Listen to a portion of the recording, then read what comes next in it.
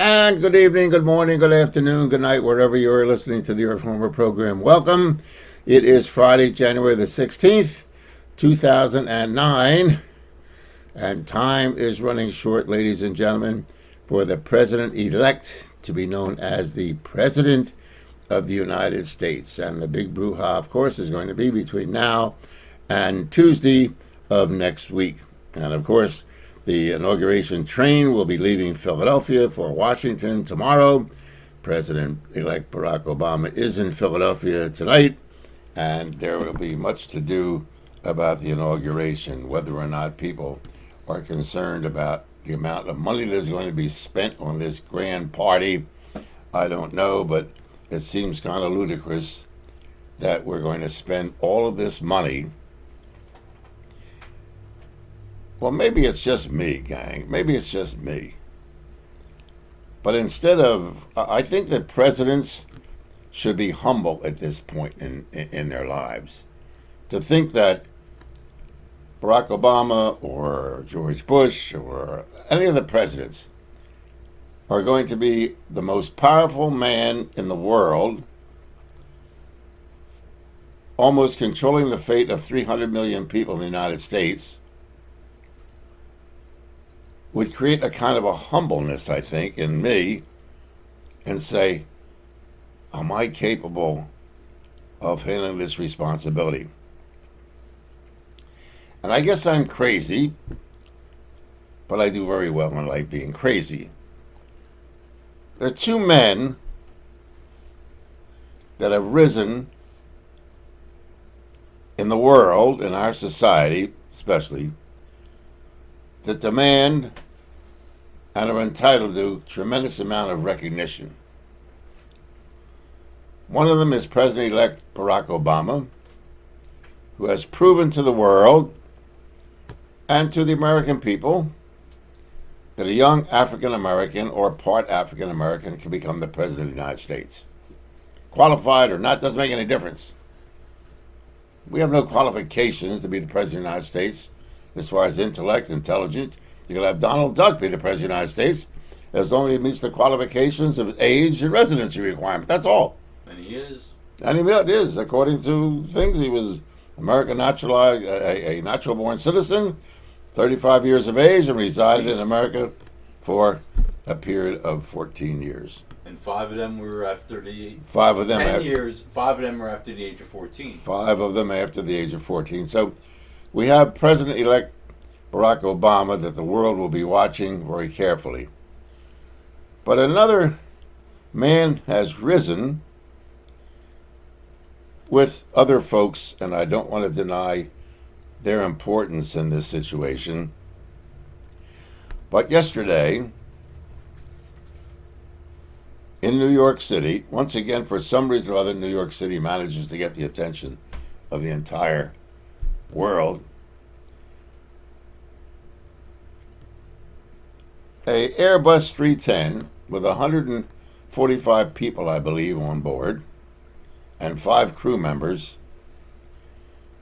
did something so miraculous in the field of aviation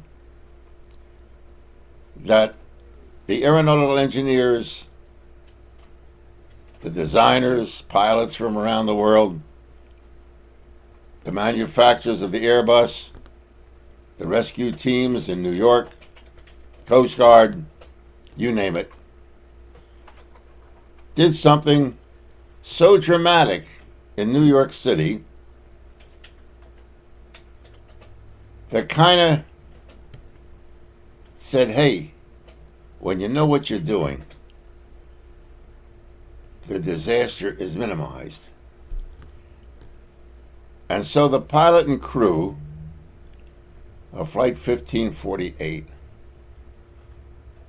rose to such an occasion, and the rescue teams, the divers, the 2 police divers from the New York City Police Department, who went into the water at almost just below freezing and dove in there and went underneath it.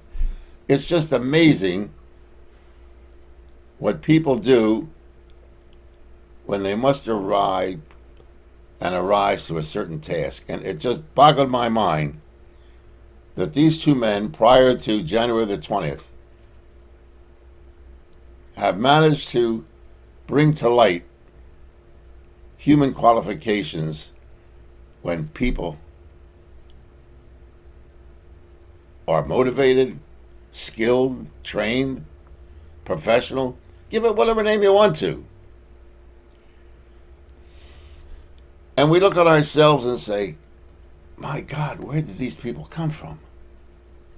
Who is this Barack Obama? Who is this pilot who, believe it or not, is hiding from publicity? His wife and two children were interviewed today. Very humble folks. But New York City has redeemed itself after the World Trade Center. Not that the people who worked on the rescue of 9/11 were less efficient, less dedicated, less heroic. But what an achievement in one's life to save the lives of the folks on that aircraft, bring that plane in on the Hudson River the way he did, along with his co-pilot, may I add, and the flight crew. Absolutely mind-boggling, and our hats off to both of them and to all of those involved. My name is Irv Homer. We do this program for, I don't know why I do it, just that I enjoy doing it, I suppose. We take your comments on our chat room, and our telephone number is 215-253-8877 if you care to join us and interrupt my rambling.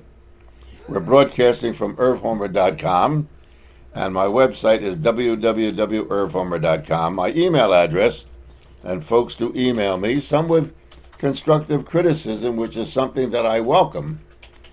And my email address is evilerv@irvhomer.com. Now, one of the things that I've learned in the field of being in the public eye and speaking out on issues, that if you inform someone of something that is taking place, the public assumes that that's your position. And then they challenge you, and you get all kind of nasty emails. Now, I brought up on my commercial program, when I spoke to the audience, and I said, where is the oath of allegiance found, and who wrote it, when Barack Obama will be sworn in next Tuesday, the 20th of January? And what does it say? And how many words are in it? Nobody called. Nobody knew. One person called in, said they had Googled it or Wikipedia or wherever they found the information. And this is what the Constitution says. It's in the Constitution of the United States, ladies and gentlemen.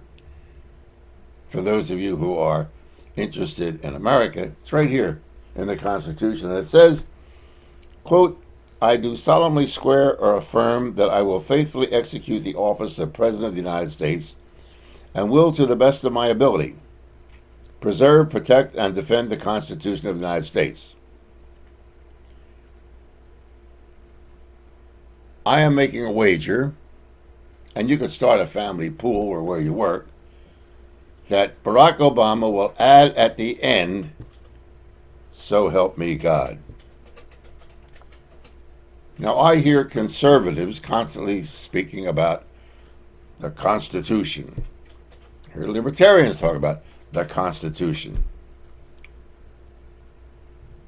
Liberals are accused of thinking the only thing constitutional about them is the regularity in their bowel movement. They're doing their Constitution. I'm just being a smart aleck. Don't get angry. Now, as a result of me doing that on the air, saying, so help me God is not in the oath to be President of the United States. I was accused of being un-American, anti-God, anti-Christian, you name it. I'm accused of... All I'm reading is the Constitution of the United States. Are you going to criticize the Founding Fathers? This is so mind-boggling. If I bring up information that folks disagree with, they criticize me for saying that's my position. So the question is, I think basically we live in ignorance because folks who want to educate are too reluctant to educate the masses for fear they'll be accused of doing something that A, they didn't do, or B, they didn't say. Shayna, you are about to go to the dog pound if you don't learn to keep your mouth shut when Papa's talking. I love you dearly, but I don't like the competition. You get your own program if you want to bark. The credit dog. The credit dog. To our chat room, ladies and gentlemen. Irv, I was talking to a manager in the banking industry today, and they told me that the $250,000 FDIC insurance is only good until December of 2009. And if the government does not take action after that, it will revert back to $100,000. Do you know anything about that? Is it true to the best of your knowledge? Bill in Northeast Philadelphia. Bill, I am not aware of any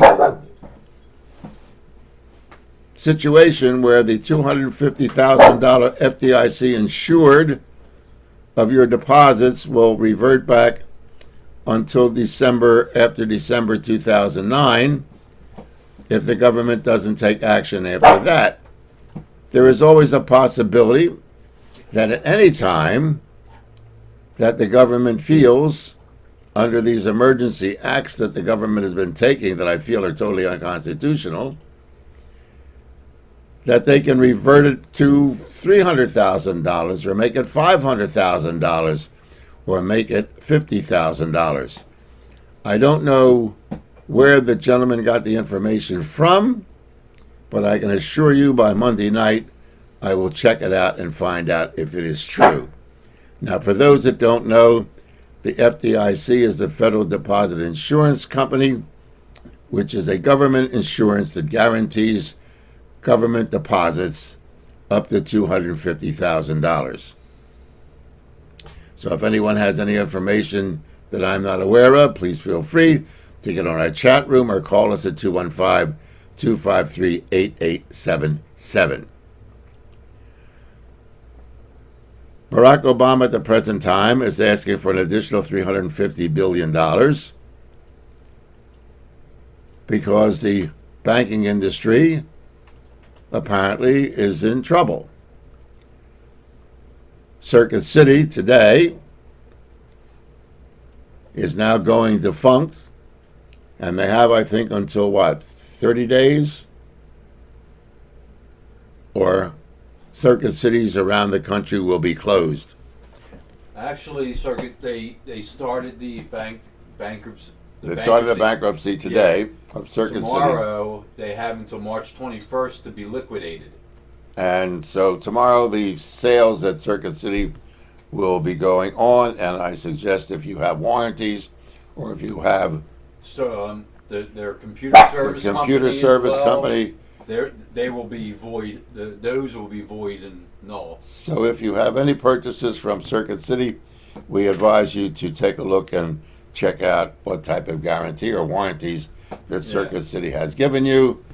And the people contact me and say, Irv, what is your prophetic statements of the future under the Barack Obama administration? And I say that if you think things are bad, which there is a question about, and I would like your opinion, are things bad or are they good? Where are you in this whole field, since we cover a whole multitude of viewers and listeners? Where do you fit in this? I got one statement from one of my investments. I'll make no bones about it. I've dropped $38,000 in one investment. What can I do about it? I know what I'm going to do. So there are a lot of things going on, ladies and gentlemen, and this Band-Aid of bailouts is not the answer. Stop it. So let's hear from you. And as Mayor Koch of New York City said many years ago, he did a program in New York on television, on radio, and it was called How Am I Doing? So what I'd like to know from you, ladies and gentlemen, is how are you doing?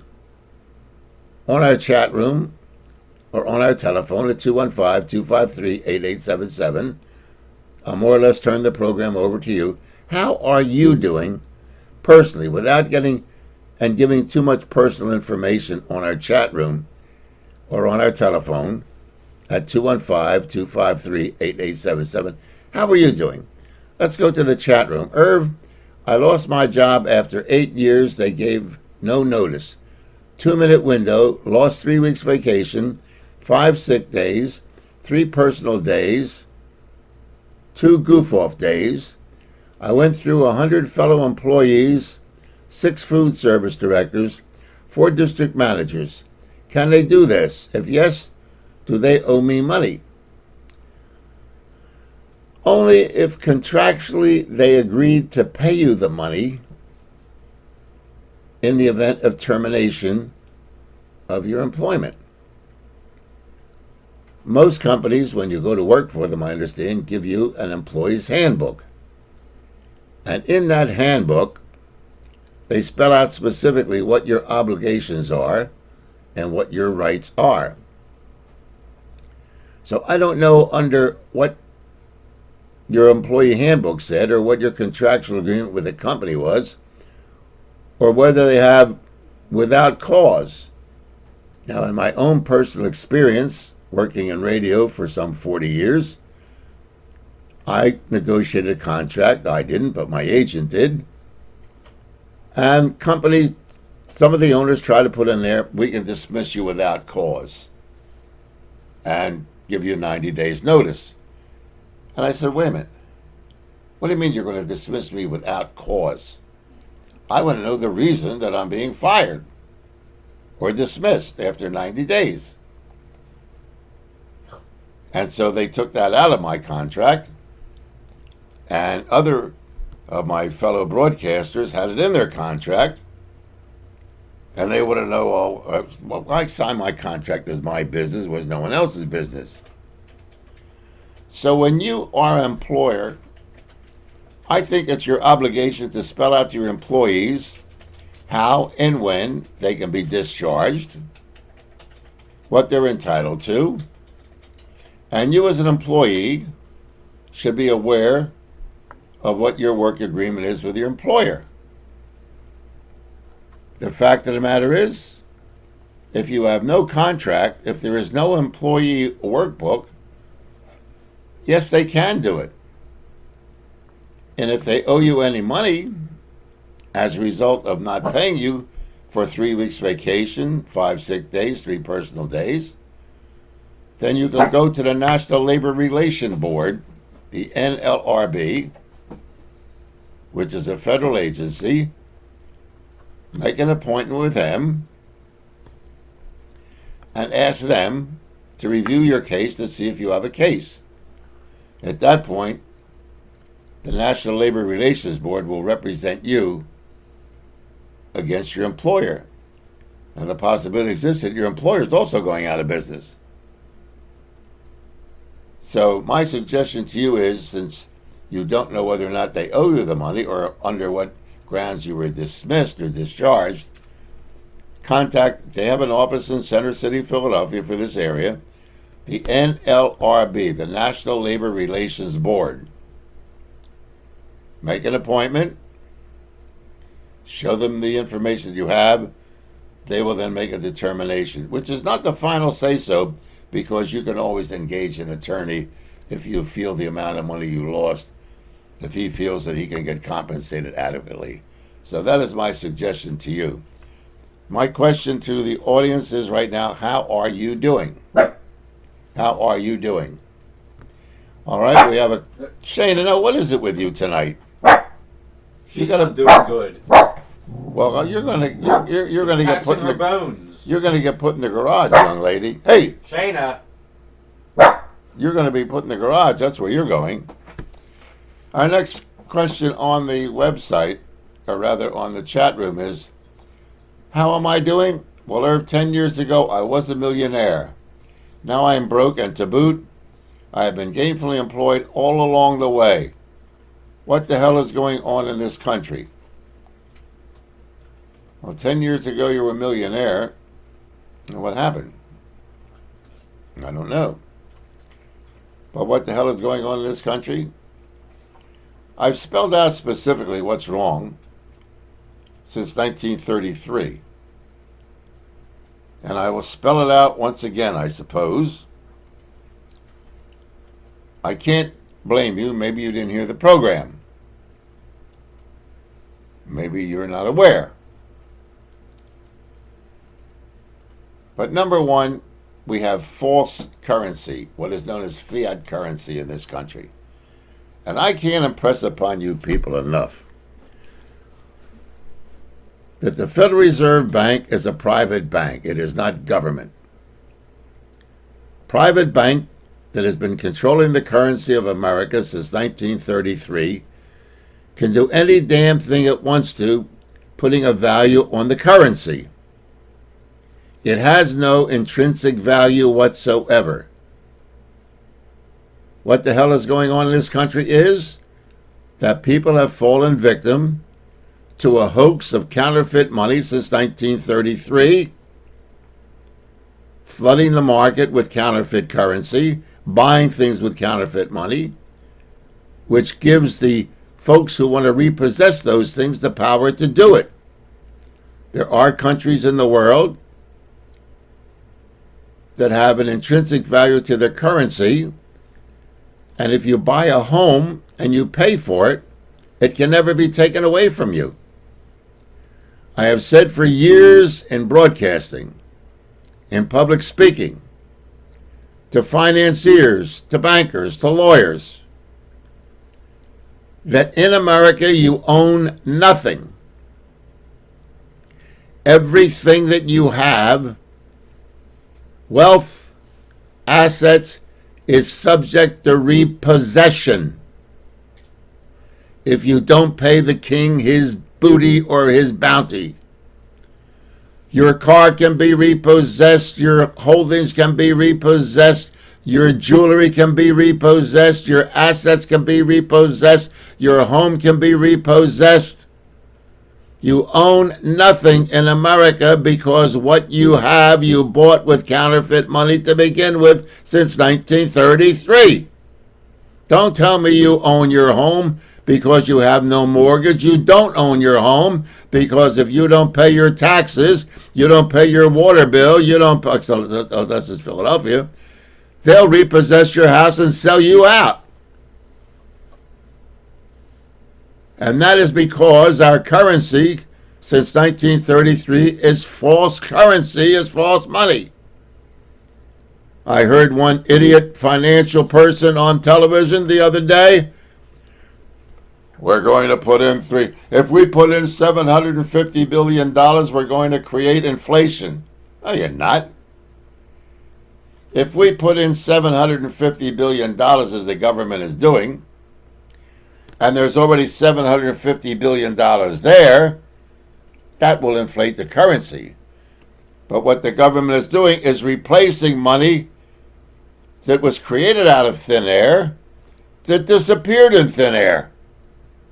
So how can there be inflation when it is just replacement currency, not additional currency? Would you accept counterfeit money in lieu of your pay? Well, that's what you accept. There's no value to the currency called Federal Reserve notes. And as long as Boobus America doesn't study the history of what happened to money in this country, this was bound to happen, and it's going to get worse. Never in the history of any country have you ever borrowed yourself out of debt. Number two, to create jobs that are paid for by taxes is not creating jobs. The government gives you a job and pays you. They then take the taxes out of the money they paid you to go back to the government so they can give you another check that they can take the taxes out to pay you again. The problem in America is that America left the shores of America. We have no industry in America. How are they going to create jobs out of thin air like they created jobs? Like they created money out of thin air? We may as well just have a massive relief program and just give everybody money to sit on their ass. The money for roads and bridges and highways were supposed to be part of the capital budget. When they build a road, there should be a means of funding the maintenance of that road.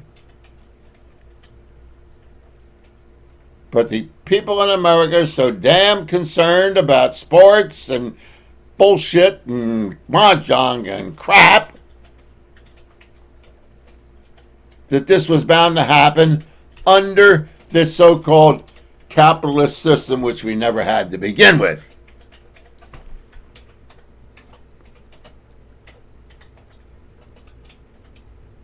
We don't have freedom the way I want to see freedom. If the government doesn't give you a license to cut hair, if the government doesn't give you a license to be a hairdresser, if the government doesn't give you a license to drive, if the government doesn't give you a license to put an addition to your home, if the government doesn't give you a license to be a doctor, if the government doesn't give you a license to be a dentist, you're not going to be any of those things. And if the companies say you need a license to be an automobile mechanic, you need a license to change a tire, you need a license to belch, to fart, to do every damn thing you got to have a license for. Tell me about the freedom that we have in America.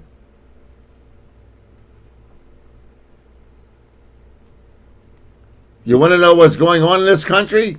Read the Constitution of the United States and then compare what you've got today. And you'll see what the hell's going on in this country. Nowhere in the Constitution of the United States says that I can take your money and give it to somebody else. It doesn't say it anywhere here. There is nothing in there that says the government has the right to change the currency to counterfeit money instead of real money. Nowhere in the United States, nowhere in the Constitution does it state that the people in Vermont be taxed at the same rate as the people in California. Nowhere in the Constitution does it say that I have to declare information on a tax form, and that information that I volunteer on that tax form can be used against me. That's your 1040 form.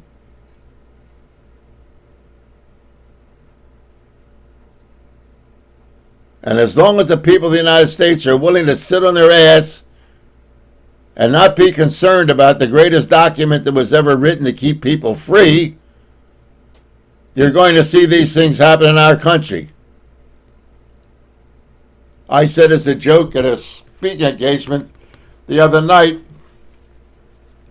when I said if I own 40% of my home and I can't make the mortgage payments, I will let the mortgage company repossess 60% of the part they own. But the 40% that I own, I want to keep. How can you repossess my whole house when I've got 40% of it in equity? They thought I was crazy until after I got done. They said, you want to know something that makes sense?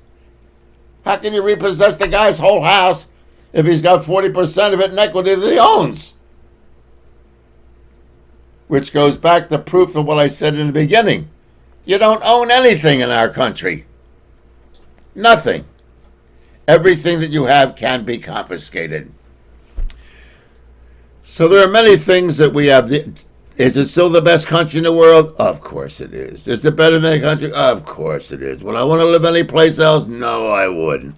I don't hear that crap about being anti-American, you're not patriotic, and all that bullshit that I've been listening to for years. It's because of the people like me and others who believe and follow what I have to say and have practiced having to fight the system that the country's remained the way it is. It isn't because of the boobuses that sit on the behind and don't know anything. Our next comment on our chat room is, while the FDIC insures to $100,000 per account, it is insured for $200,000 in a joint account. How am I doing? After working in the transit industry for a manufacturer, I was let go right before Christmas. No reason was given. As the company handbook states, all employees are at will and can be discharged at any time without cause. I'm now running unemployment term for the first time, Bill of Feasterville. Well, Bill, you are a gentleman because you have admitted that you worked for the company. You read the handbook. The handbook specifically stated that all employees are at will and can be discharged at any time without cause.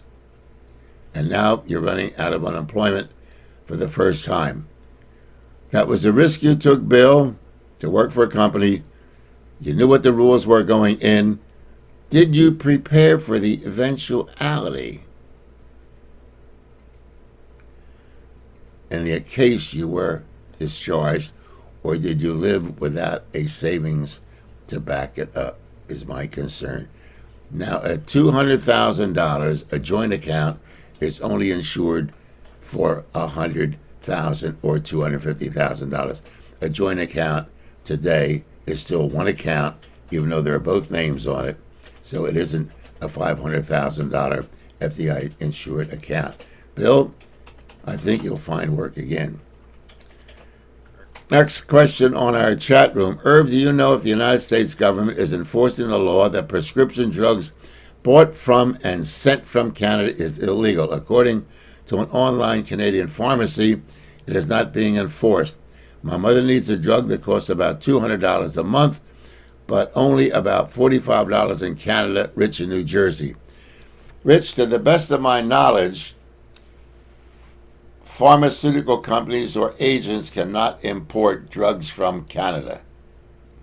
However, there is no law, to the best of my knowledge now, that your mother can't contact the Canadian pharmacy and purchase it that way. The bulk purchase of drugs from Canada, I think, have been suspended, but individuals still have the freedom to purchase the drugs from Canada. One of the problems with drugs from Canada is to make sure that the Canadian pharmacy that is selling the drugs here in America through mail order or through wire transfer, however they do it, are drugs that are made in America and sold to Canada and then sold back to us. I would be very careful that mother doesn't receive the same drug from China.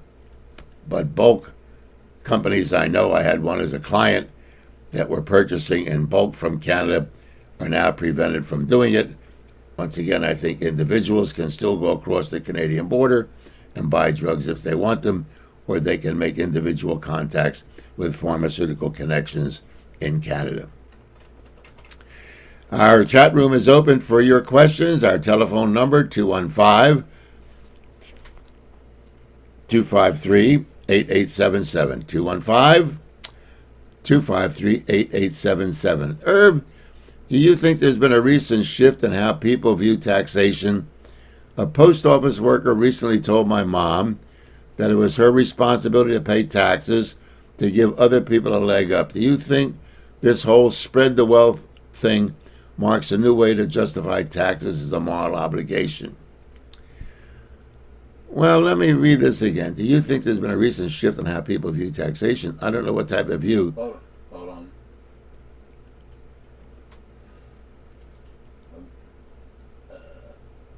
Obligation rather than an unnecessary seizure for government waste. That was the last part of that. Oh, I didn't see it. Irv, do you think there's been a recent shift in how people view taxation? A post office worker recently told my mom that it was her responsibility to pay taxes to give other people a leg up. Do you think this whole spread the wealth thing marks a new way to justify taxes as a moral obligation rather than an unnecessary seizure for government waste? But I don't know where the post office worker got so intelligent all of a sudden, because the responsibility to pay taxes is not to give other people a leg up. The purpose of paying taxes is to pay for services that the government provides. The government has absolutely no right in taking anything that your mother owns and giving it to somebody else. And as far as justifying taxes and moral obligation, that is a con job to dump on the average person who says, oh, you must pay your fair share of taxes. What is my fair share of taxes? Do you know? Do I know? These cliches and these words that are thrown around, fair share.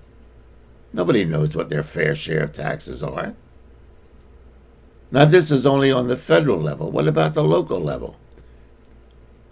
What about the taxes that you pay on every damn thing you practically have? You pay a tax on.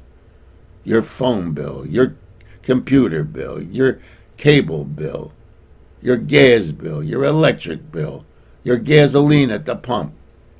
There is nothing in this country that is not taxed. Now, do they take all that money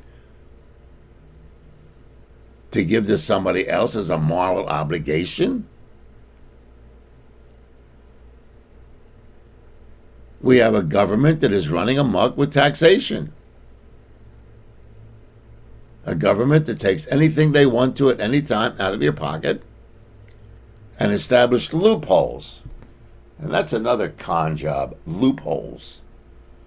There's no loopholes in the tax laws. They're put there by the people that write them to benefit a certain group that enjoys tax exemptions.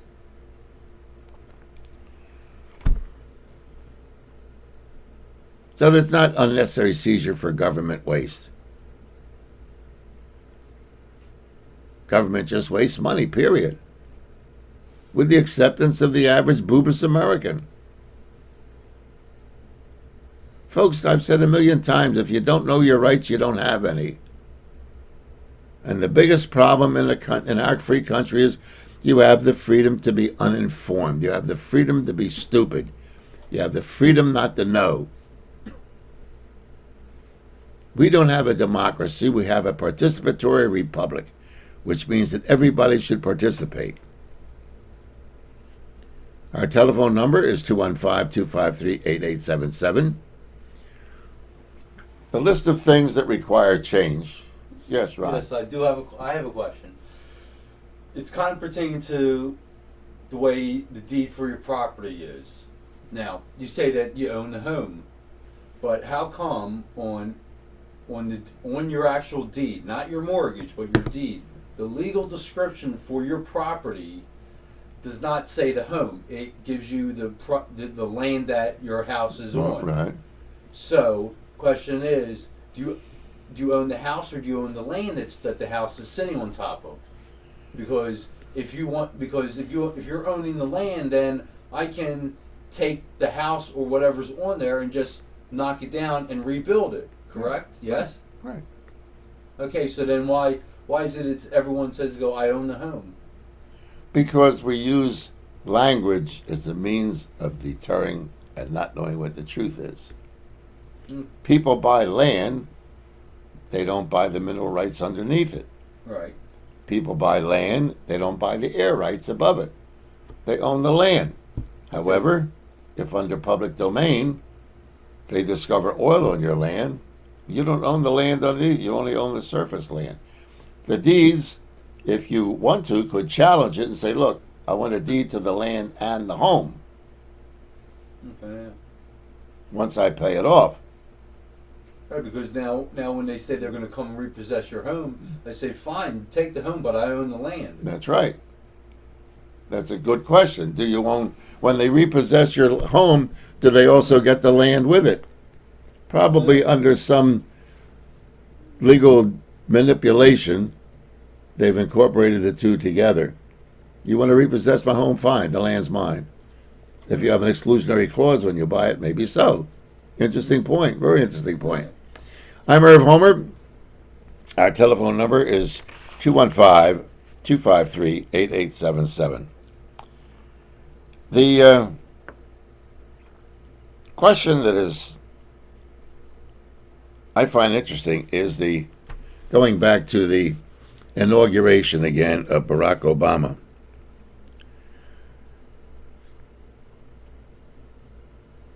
And I ambivalent in trying to determine whether or not, if I were elected President of the United States, would I want a big party?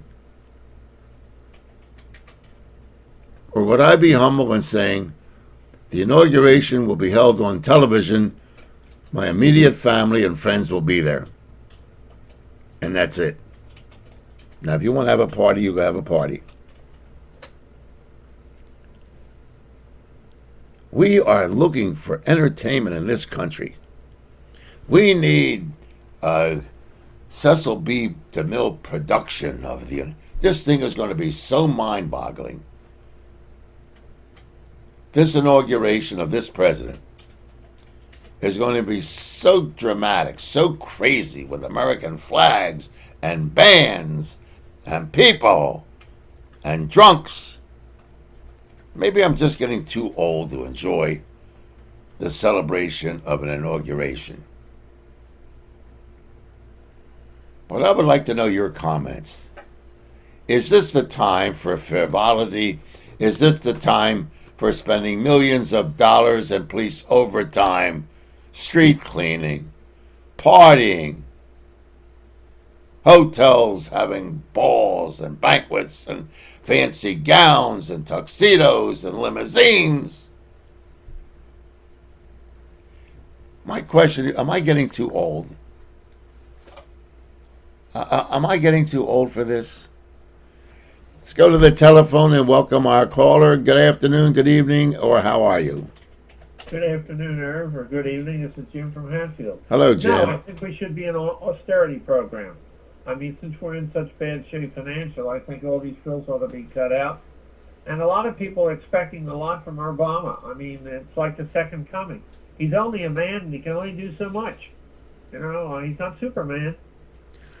So, well, this is what I'm afraid of, Jim. The expectations, and I've said this before, and maybe be rude, this election is like foreplay and having sex. The foreplay lasts about 20 minutes. The sex lasts about 3 minutes. Yeah. And I'm just praying.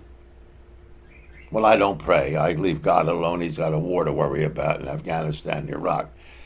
But I am just completely boggled by the fact that if within 100 days or 30 days, the expectations of Barack Obama to create a utopia here in America is not going to happen, there may be a revolution and riots in the streets of America. I don't know what the hell people are going to do when their expectations are not being met with this, as you said, the grand coming. He's only one man. He has a Congress to deal with. He has a war going on in Afghanistan. He's got a war going on that he has concern about the Middle East. He has a deficit here in America that's crazy. And how is this thing going to be resolved in 100 days or in 4 years? I don't know. You and I must be the two. You must be the two dumbest people in the world. I know. That's what's really pathetic. I mean, everybody says, "Oh, wait till." I said, "Okay, fine." I mean, you just got to get real for a minute. He's got two. I mean, the job that he has should be spread over 2 or 3 people in different areas. I mean, one man can't do it all. It's just impossible. And I heard that I don't know where they're going to put all these people. I heard that the hotel rooms all the way from York down to Baltimore, over Washington, D.C., and down maybe as far as Richmond are all booked up for this inauguration. I mean, it's the...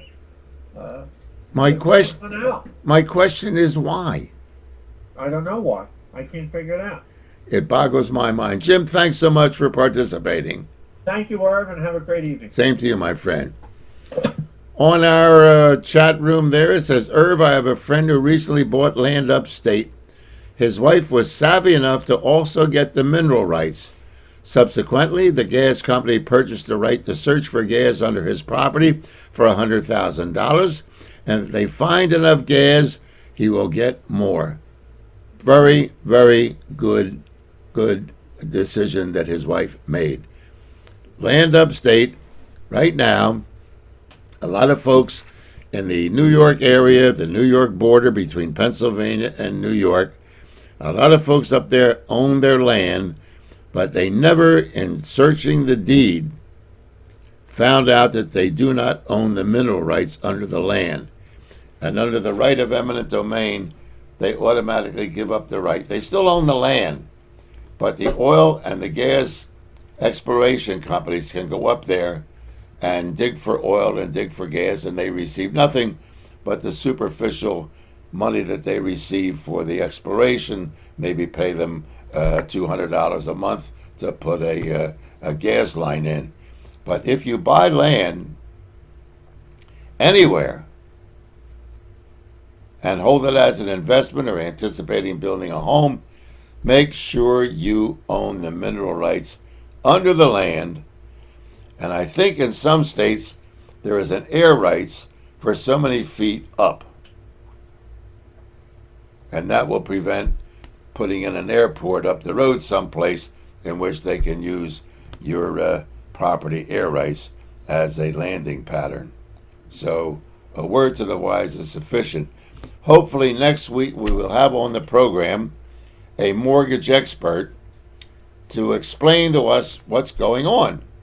As you know, we have Pearl Polto on, who explains a lot about credit, who was our credit maven, and Shane is now the credit dog.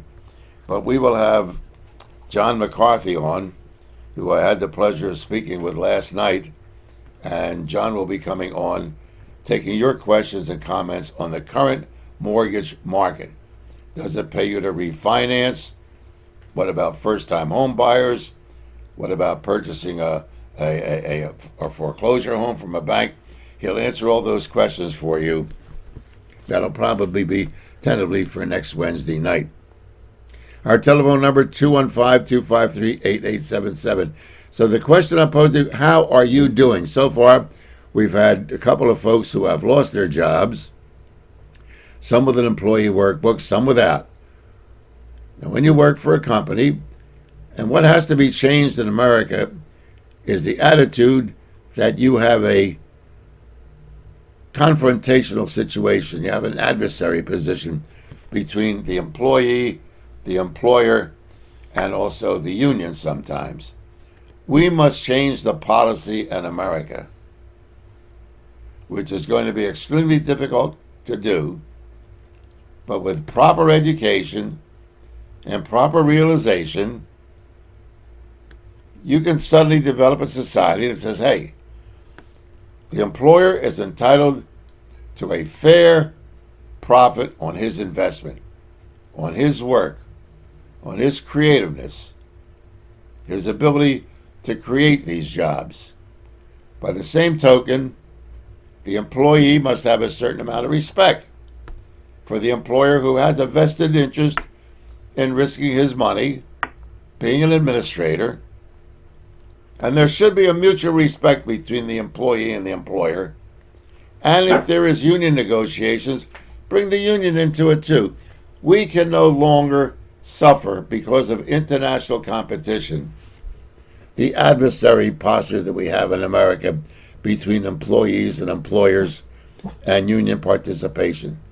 We don't have that luxury any longer. The good old days are gone. A new era is dawning. The one thing you can count on when it comes to security is there isn't any security. Life is full of changes. The financial situation in America is going to change. It's going to change dramatically. There are no creative thinkers in Congress right now. We've got the same dodo heads there that we had under the Bush administration, that we had under the Clinton administration, that we had under the George Bush administration, his dad. We've got the same knuckleheads there for 30 years, 35 years, 37 years. How can we expect a change for the better in this country when we have the same knuckleheads there year after year after year after year? If these are the people who created the problems, how do you expect them to resolve the problems?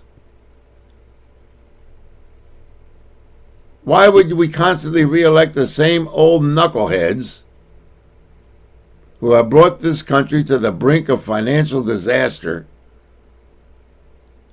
pay them unbelievable money for the work they do and the trouble they create, and then wonder why we don't have a change in the direction of this country? We need some folks in there who understand the Constitution of the United States, who understand that taxation is a burden that must be kept to a minimum with a maximum amount of service,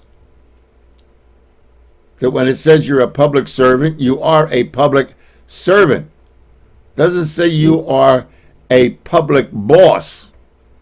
It doesn't say you're a Vince Fumo, a shakedown artist who shook down Pico, tried to shake down Verizon, probably shook down a lot of senators and state reps in Harrisburg that he wanted special favors from because of his tremendous power. There has to be a change of direction. That change of direction, folks, can only come from you, not from them. They're not going to change a damn thing because they've got it too good. Why should they want to change anything? With all the perks they receive, with all the glory that they receive, with that, yes, Mr. So-and-so, here's your table, Mr. So-and-so.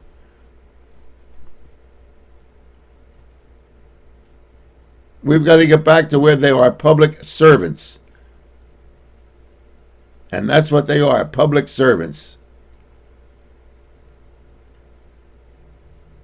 They've got this thing in Philadelphia in a city council. It's a disgrace. You quit your job for a day in city council, go back to work the next day, you get $450,000 because of some freak in the finances of Philadelphia, and Philadelphia sit and pick their nose and don't know a damn thing? I don't understand it. I guarantee you, if I were on Philadelphia radio with 50,000 watts, you wouldn't hear me talk about the Eagles. You'd hear me screaming about the amount of money that city council in Philadelphia gets for a part-time job. And yet, they get away with it. I don't understand it. I understand the lethargy of the American people. And that's why over the years I've called them sheeple. You grow the wool on a sheep, you shear it off, you make money on it, the sheep then grows more hair, and you shear it off again, and they make more money. I don't understand it. It boggles my mind. Question or comment on our chat room. Why does Bush get $200,000 per year pension and Cheney gets $150,000 since they ruined the world? Well, maybe if they fixed the world, they'd get $400,000 and $300,000. Because boobus America allows it to happen.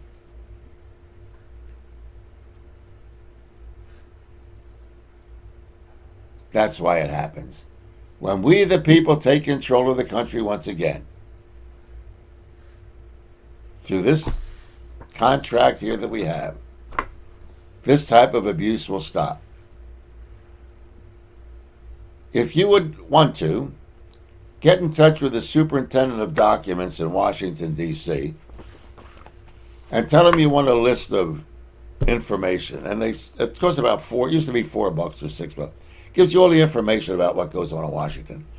And find out what it costs to run the White House.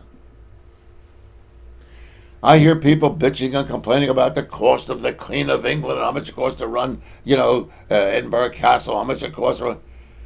I think the White House has 35 florists, something like 150 automobiles assigned to the White House, 19 or 20 aircraft, 14 or 17 cooks, butlers. Find out what it costs to run that White House, and you'll find out that we ain't no longer the government of the people, by the people, and for the people. We pay millions. It's unbelievable. I think they've got 18 permanent landscaping companies for the lawn. A carpenter. It's unbelievable. I had it someplace around here, but when I left commercial radio, I threw it out. It was too sickening, so I took my information, I threw it away. I really did. I said, I'm to hell with it. I'm out of radio. I'm out of television. No more. I threw this stuff away. Find out what it costs to run the White House and who's on the permanent staff. And you'll find out that you won't complain about the Queen of England, the money she makes, my dear friend. You'll find out what the hell we as taxpayers are paying for that White House that we're not allowed near. Irv, we need to reinvigorate America with industry. It's the only way to create wealth. The development of capital and finished products. It's the cycle of distribution. You're absolutely right. And as I've said to you before, you want to create jobs? Stop providing a military presence for American companies in foreign countries. You want to create jobs? Bring the industry back to America. It's a broken record, folks. I don't want to buy a toaster made in China. I don't want to buy a shirt made in Bangladesh. I don't want to buy a hat made in Haiti. I want to buy something in America for Americans, made in American, that creates jobs. I don't want any government jobs to fix roads and fix bridges. That can be done by private contractors. I want to see a manufacturing base back in the United States, period. Stop subsidizing American companies to go overseas. Stop subsidizing oil companies that open up their offices in Dubai not to pay taxes in America. So you're absolutely right.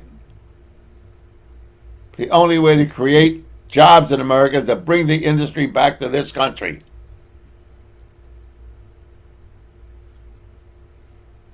You can beat your head against the wall. Don't mean anything. Obama's going to create 2 million. Where the hell is he going to create 4 million jobs? The only job that Obama has created was one for himself. And all this crap that people believe, oh, he's going to make 2 million to 4 million. I said, what, this political rhetoric is such bullshit. And John McCain didn't know where the pork chops were, so he hires Sarah Palin, who could see Russia from her porch. What choice did we have in this election? Irv, also City Council has, and it's in Philadelphia, folks, also City Council has increased their staff from 87 and 75 to 187 and 207. Talk about raping the taxpayer. Well, you're absolutely right, the whole city of Philadelphia that has lost something like 1 million people, from 2.5 million, I think it's down to 1.5 million, has increased the size of city government disproportionate to the amount of people that left the city. But you're not going to kill the goose that laid the golden egg. Nutter created another office of something, and John Street created another office of something, and somebody else created another office of something. You ever try to get, now they created a number, we may talk about this one. 911 is a number that was supposed to use for police emergency, fire emergency, and medical emergency only, right? So the mayor of Philadelphia came up with a genius idea. What's going to do? We'll have 311. That's for non-emergency use, right? I had a gentleman call me on the commercial program during the day. And he said, Irv, you want to know about 311? 27 operators, 18 supervisors, $2.5 million. And if you call 301, you got to wait for 30 minutes before somebody picks up the phone. At the cost of $2.5 million to a city that is going broke. As they say, folks, the road to hell is paved with good intentions. So the thing to do is to get your job as a highway engineer. Hey, have yourself a great weekend. I guess I'll say, hope the Eagles win, because one of my bosses happens to be Merrill Reese, who is the voice of the Eagles, and I don't want him coming back from Arizona feeling bad. This will be a long trip. It'll be a long trip. He may hike back if they lose. I'm Irv Homer. Hey, thanks so much for participating. This is a great little family of the Irv Homer viewers and callers. We'll see you on Monday night. Hopefully, competing, of course, with the inaugural ball and banquet and what, but we'll make it. Take my word for it. Till the next time.